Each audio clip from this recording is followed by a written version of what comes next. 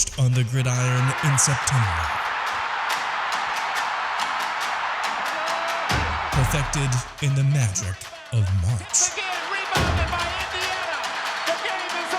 For the fans who love the crunch of the pads, prefer a dunk, and expect nothing but the best. It's Bigger 10. Here's Steve Dace. Indeed, it is a Bigger 10. First of all, happy Thanksgiving to all of you. I am Steve Dace. He is my co-host and absolutely never partner, Aaron McIntyre. And Aaron, it is both one of the saddest weeks and best weeks of the year. It is rivalry weekend. It is the culmination of the college football season. On the other hand, it also means we are nearing the climax of the college football season as well. It always goes by, brother, so fast every single year. It does indeed. And man, it's been college football. Even when you think you got it figured out, even when you think, oh boy, it's going to be this, and this year in this order. Nope.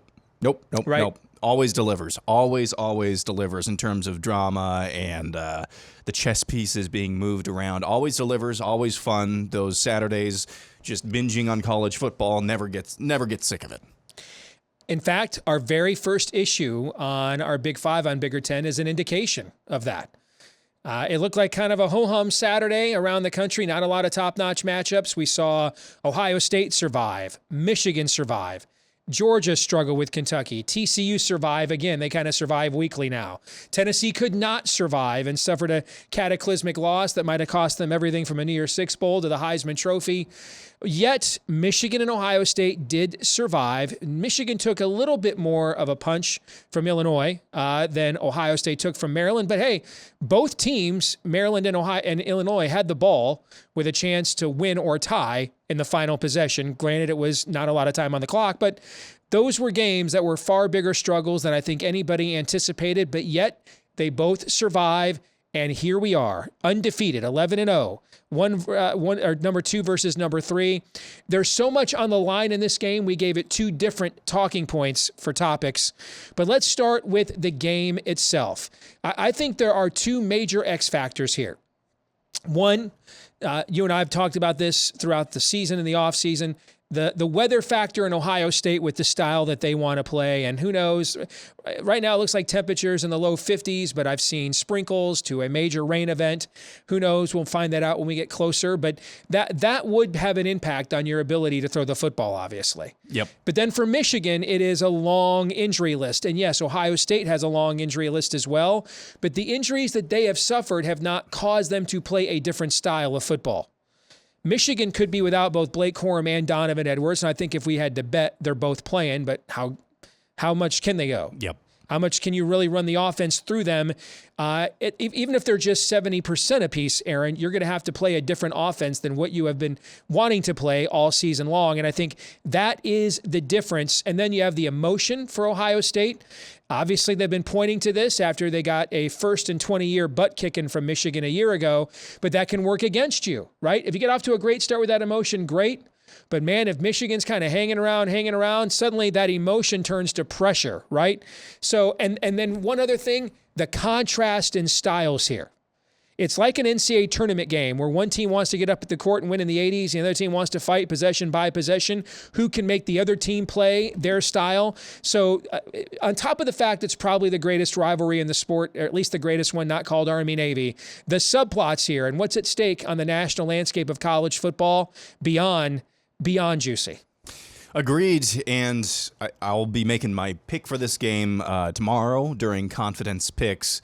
But I would just say I'm always, especially in November, I'm always going to, in the Big Ten, give deference to the team with a more proven running game and a more consistent defense. And I think I'll let you read into that what you will, but Ohio State, maybe they've been saving something for this game, but you looked at what they did against Northwestern. That was the uh-oh type of game. If it's a game that they have to play in a slog, that was Northwestern we were talking about, and that was close by Ohio State standards. I really like Michigan's chances. I really like, even in Columbus, even in that snake pit that is Columbus and the horseshoe. I think that those just kind of fundamental factors are really going to come into play here. Now, it could be, as you said, Ohio State just has the Jimmies and Joes in a style of play that Michigan just does not, although it's a lot closer. I mean, the talent gap isn't that far. It's just the style of play that you talked about. Maybe that's just going to be enough. They just make enough of those wow type of plays that Michigan just doesn't have much of a chance. I just can't imagine. I can't imagine that Michigan will let this one play out that way. I think offensively or defensively, Michigan's just going to kind of keep everything in front of them, kind of mosh this up. It's your criticism of why countries like Tunisia can play to a 0-0 draw with the United States in soccer. Right. Yeah. It's because they just muck everything up. I think that's going to be Michigan's best chance in this game. There's always the chance as well that Michigan just oh crap. They just walk into a snake pit and they don't really. They get down big early, and then emotionally and mentally they're just out of it. There's always that chance as well. I just don't see that happening. That is the concern that I have, because there's a lot on the line in this game for the loser. Yeah. When you look at the college football playoff rankings, I right now I just don't think Clemson's much of a factor, and I'm not arguing that they shouldn't be. I'm just going by what the rankings say.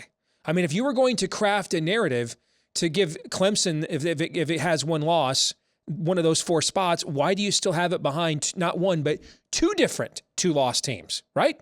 They've got Clemson behind 2 different 2-loss teams right now in LSU and Alabama.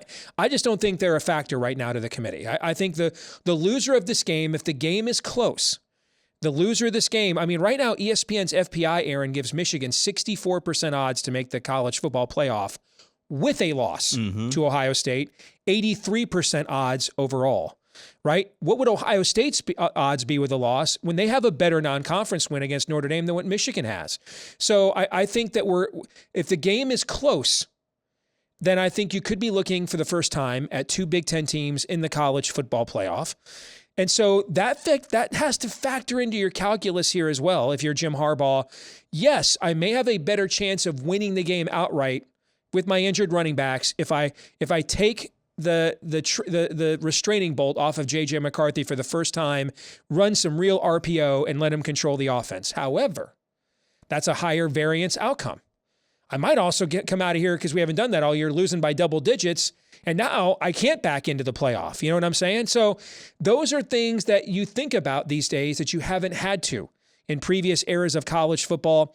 And I think the big concern for Michigan, is you just laid it out, is I come into this snake pit, the emotion overwhelms me, and JJ makes a big mistake early, and it's 14-0, and I'm playing behind the rest of the game. On the other hand, the game script for Michigan is take the early punch, don't show a glass jaw, hang around, do what you've done all year, make your second half adjustments. Even last week, Illinois didn't score in the fourth quarter. Michigan hasn't given up a touchdown in the fourth quarter in like 2 months. All right, make your halftime adjustments, turn the game into the possession-by-possession slog, as you put it, and now suddenly Ohio State's early game emotion turns into late game angst, right? And you're playing loose. So I think that's what both teams are probably concerned about in terms of an outcome that might not just cost them this game, but maybe even a spot in the playoff with 1 loss. Agreed. And if I'm Michigan and I win that opening toss, I want the ball first, actually. Just to try to mitigate that as much as possible. You have your scripted plays, mitigate that emotion as much as you possibly can. Because just early on in the game, what I can't have happen if I'm Michigan, I can't have Ohio State just go on a 20 or a 10-play 80-yard drive. Not that they really do that often, but that's what I absolutely don't want. You can live if it's a big strike, but you can't. I think. Emotionally, if you let them go and matriculate the ball down the field very slowly, that has a bigger impact than even like a 55-yard bomb or something like that. So as to the second point, and I was trying to think of the last time a Big Ten football game had this much at stake. And it's not 1 versus 2, it's 2 versus 3, but there's at least 1 spot in the college football playoff at stake in this game, maybe 2. depending on the outcome.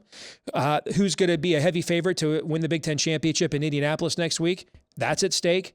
And now we might have the Heisman Trophy at stake as well. Right now, 2 of the top 3 betting odd favorites are going to be in this game. C.J. Stroud is the clear favorite, followed by Caleb Williams at USC, which I guess is a Big Ten team now, right?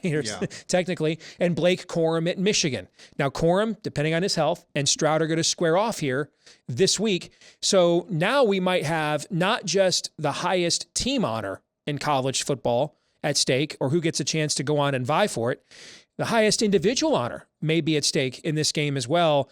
I can't remember that ever being the case in this game. So, I mean, we are playing for rarefied air here, even for a rivalry that has produced some ridiculous number of like 15 top 5 clashes all time when both teams were in the top 5. No other rivalry is close to that.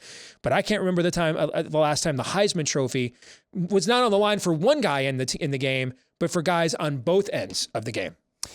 Yes, I'll be a little bold here. Now, Caleb Williams is a great quarterback, and if he shows out again against Notre Dame, which I think he probably will, he probably should be the winner. But I will say this, and I might even predict this as well. I think if C.J. Stroud or Blake Corum have kind of an average day, but they score a go-ahead touchdown, like a Heisman moment is what you mean. Yeah, I think they're pretty much a lock. The eyes that'll be on that game more than any other this entire weekend, for sure.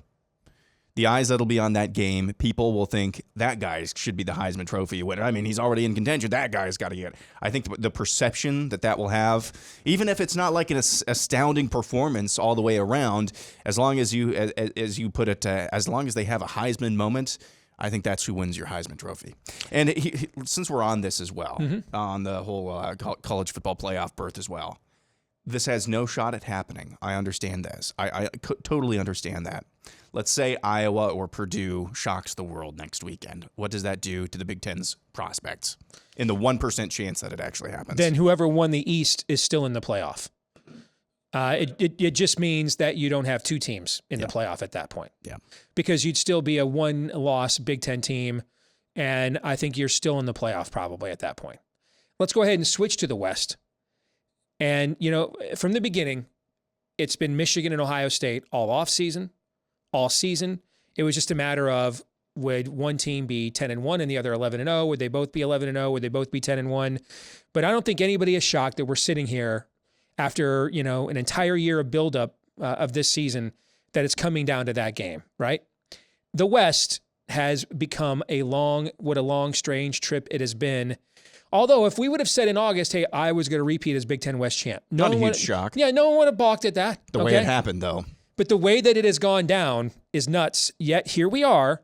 All Iowa has to do, now they got to do it probably without their best offensive player, Sam Laporta, but all Iowa has to do is beat a Nebraska team that it has kind of dominated for going on about a half a decade now, beat them at home, and the Iowa Hawkeyes are again, despite having offensive comparisons to 2016 Rutgers 6 weeks ago, are now sitting here on the brink of repeating as Big Ten West champions.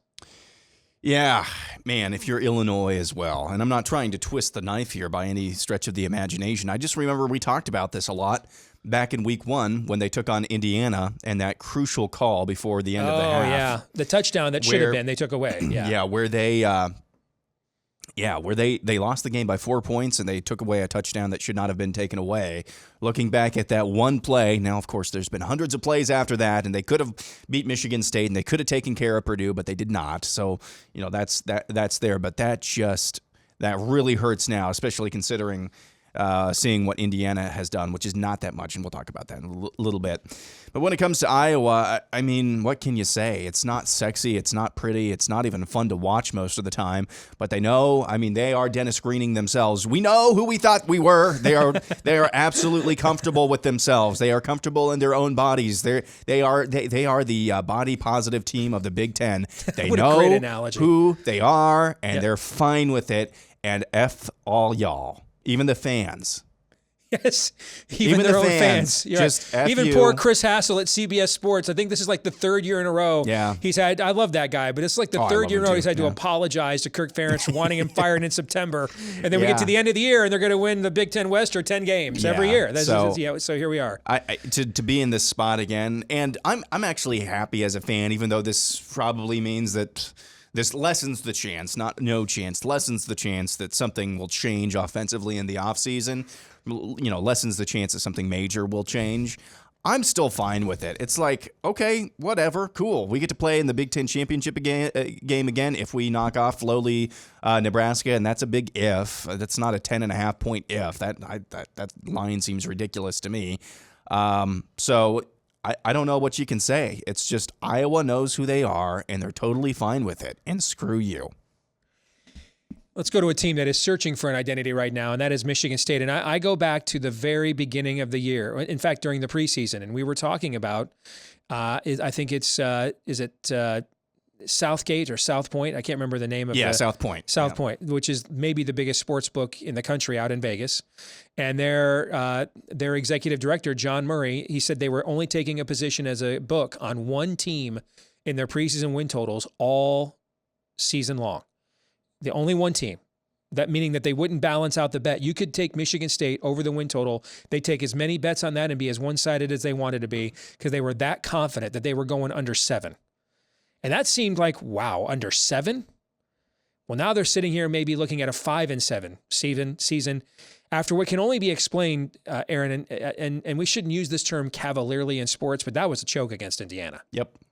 You're up 24-7, 31-14 Yep. at home, terrible weather with a team that physically you should just be able to now let's just go out, grind out the clock and get out of here with a W. You miss a 22-yard field goal. You let them come all the way back. Then you drive down the field, miss a 22-yard field goal before at the end of regulation to win it, end up losing in overtime. Now you got to go on the road and win at Penn State just to get bowl eligible. Breaking news right before you and I started recording this, 7 Michigan State players have now been criminally charged for the tunnel assault. One of them charged with a felony, by the way. So if you're doing score, I'm sure somebody is, that's 7 players charged with an assault, 5 wins for Michigan State this season. Hard to believe. Last year at this time, Mel Tucker was breaking bank. Yep. He was rewriting the rules of college coaching extensions. And now just a year later, here we are. Yeah, it's don't want to say meltdown quite yet, but you look at the statistical profile of that game, yardage. I mean, basically every major category. Michigan State won 2-1, 3-1, something like that. You still lose the game. How in the world does that happen? And if you're a Michigan State fan, you better hope, given the way this season has gone, that's not an omen of things to come program-wide. You better hope that's not the case. Because right now, it certainly seems like Michigan State, I don't want to say, again, the wheels are coming off quite yet, but still, just the inconsistency of this team and just the lack of I guess leadership, maybe. That's kind of what this looks like to me. Got to have you at least a little bit concerned moving forward. Finally, this is when I am projecting Big Ten bowl assignments to be in a couple of weeks based on how I think the season will end here over the next couple of weeks. I think Ohio State wins a relatively competitive game on Saturday against Michigan and goes to the Fiesta Bowl for the college football playoff as a top 2 seed. I think Michigan gets the number 4 seed and plays Georgia in the Peach Bowl. And so just as I predicted in the preseason, I think 2 Big Ten teams make the college football playoff. That would put Penn State in the Rose Bowl. I have Illinois over Iowa in the Citrus Bowl for 2 reasons. Iowa was just there last year. Illinois would also have 5 losses in this scenario because they would have lost the Big Ten championship game. So Iowa was just there. Illinois would have fewer losses. Also, Illinois as a fan base hasn't been to a bowl game that big since, like Juice Williams. So I have Illinois in the Citrus, Iowa in the artist formerly known as the Outback Bowl, or every Hawkeye fan's favorite bowl game. The ReliaQuest now in Tampa because we don't have the Alamo anymore. That used to be every Iowa fan's favorite bowl. Purdue in the Duke's Mayo Bowl. The Music City Bowl, Wisconsin, the Pinstripe out at Yankee Stadium, Minnesota, and Maryland in the Guaranteed Rate Bowl out in Glendale. So your thoughts on those bowl projections based on how I think the season ends over the next couple of weeks. So it used to be quick thought on the Outback Bowl. It used to be the Outback Bowl, and you would get the winning team's state or whatever would get free bloomin' onions or free coconut shrimp, depending on the year. I think it was something like that.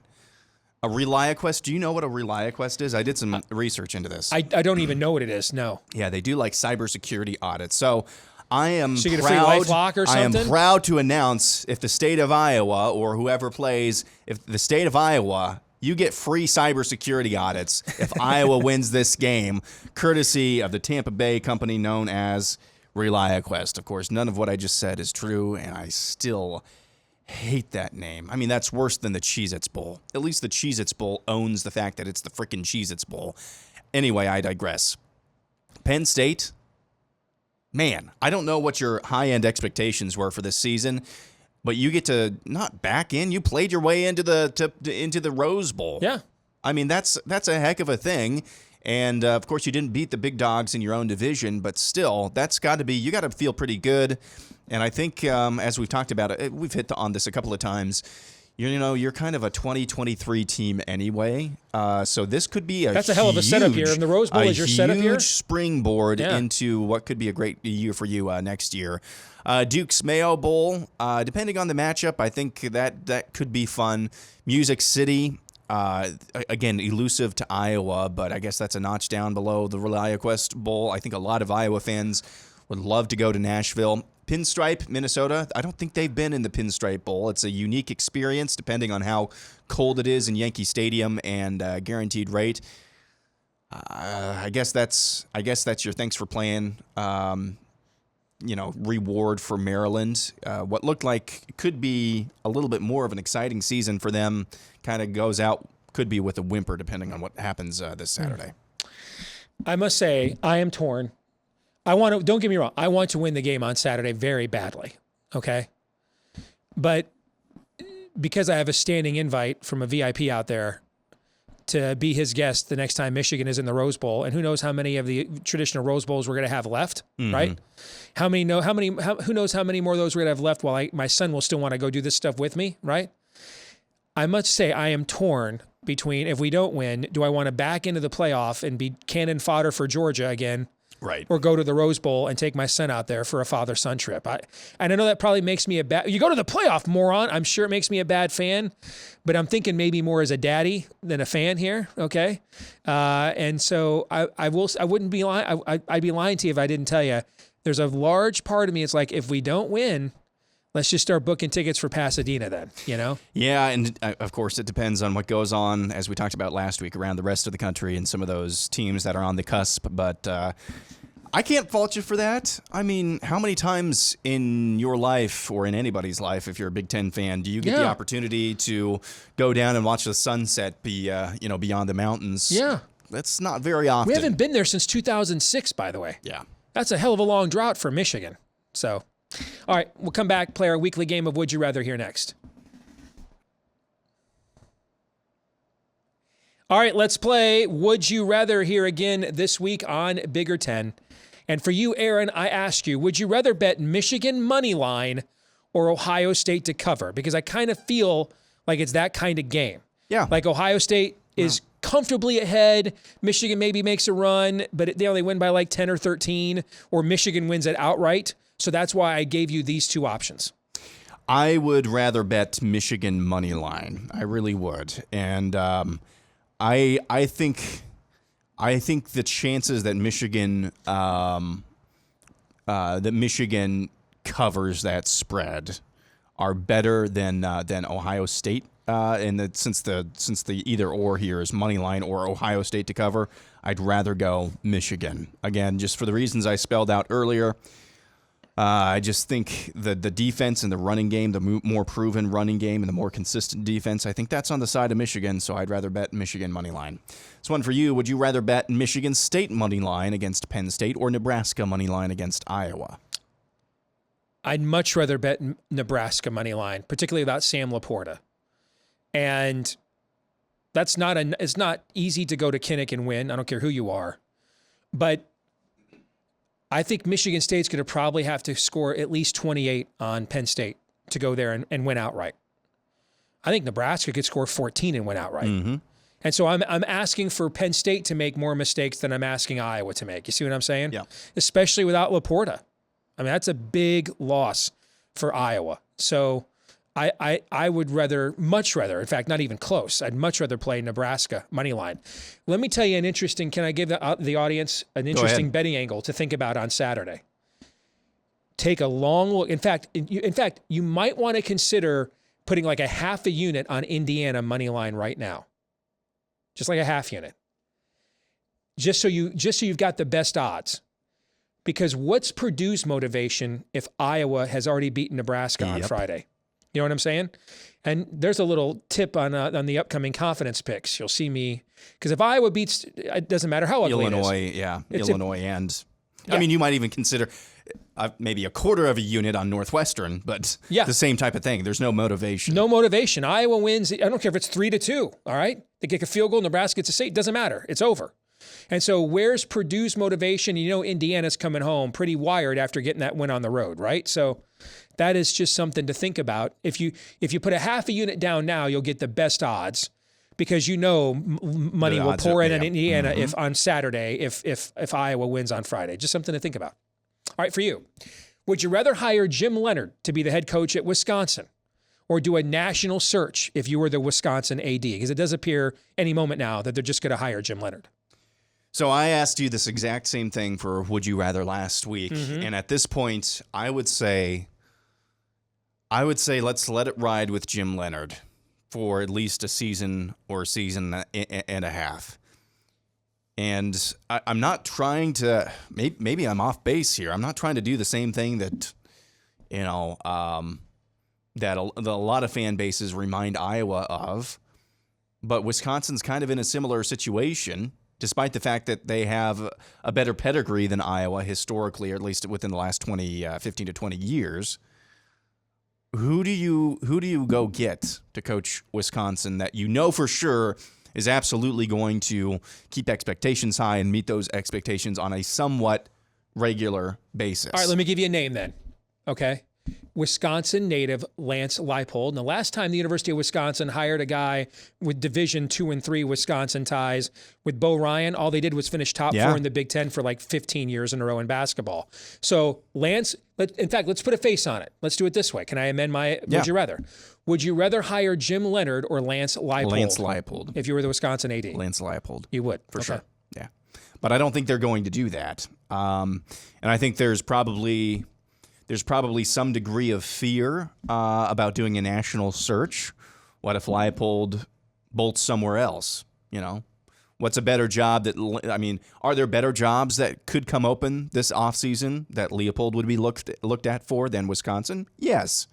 But I think if I'm still the AD, I'm like, let's let this play out a little bit more with Jim Leonhard, because I think this was the plan, and so I would just let it play out. But if I'm Aaron McIntyre says go get the obvious answer here. Okay. Final one for you. If you were an Iowa fan, would you rather face Michigan with a chance to make them one-dimensional on offense because of their limitations supposedly passing the ball, or Ohio State, potential feast or famine with disparity in style? This is, of course, assuming, which is not a huge, which is a little bit of a leap. This is assuming Iowa wins on Friday. I think you'd obviously rather play Michigan with even though they're going to play a similar style than you with a higher overall level of recruit. It's at least a style that you are accustomed to. There's a motivational factor. Hey, these guys ran it up on us last year in this spot, came into our stadium and beat us. I think, Ohio State, I thought that was a fairly demoralizing loss for Iowa. You hold Ohio State to 360 yards. That's about the lowest amount of yardage that you could possibly hold Ohio State to. And you get freaking 50 burgered in that game. You know what I'm saying? Where at least you have a chance to make Michigan one-dimensional. And you can go back and, say, hey, we had that OPI call or a couple of other things that had not gone our way. Maybe we could have beaten those guys. I just think that's an easier sell to your team than, hey, let's go give a shot against the team that we held to 360 yards but still got friggin' 50 burgered. I think that's a harder message to convey. Up until I watched the Illinois-Michigan game, I would have said Ohio State just because of the disparity in style. Mm-hmm. And it's hard for me to see Ohio State doing that twice to Iowa. But yeah, after watching the Illinois game, I think Iowa would have a better chance. Now, is it a 6% chance versus a 3% chance? Yeah. So, but that's still. I mean, if we're putting realistic math on it, I would say it would go from a 15% chance to like a 25% chance. Yeah. So 1 and 4, that's fine.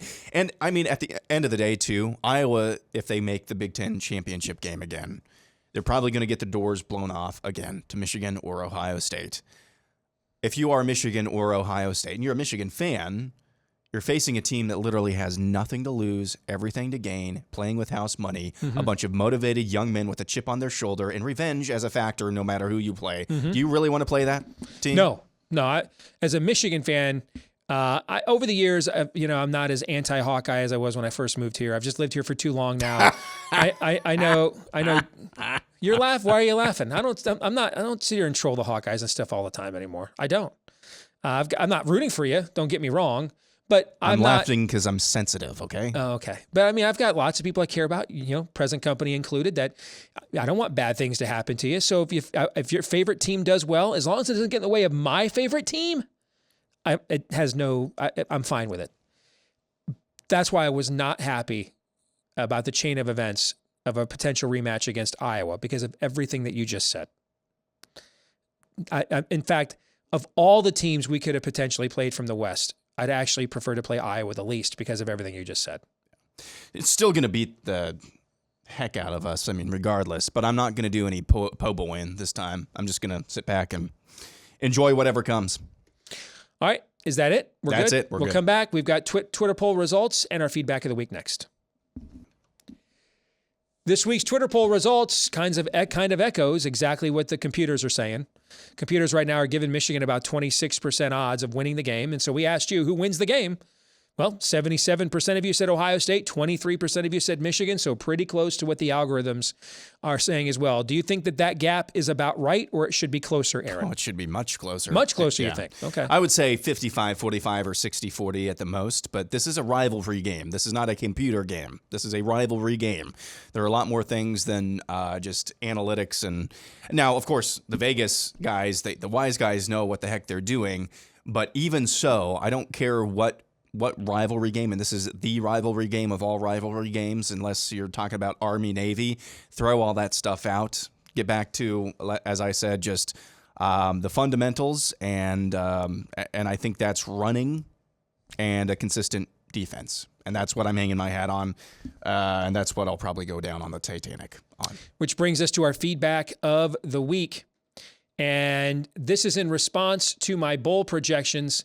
Kyle says, I used to be a fan of this show, but Steve's takes have been laughable since Michigan won the game last year. I take great umbrage with that, Aaron. My takes were laughable long before Michigan got a 1 in every 20-year victory over Ohio State a year ago.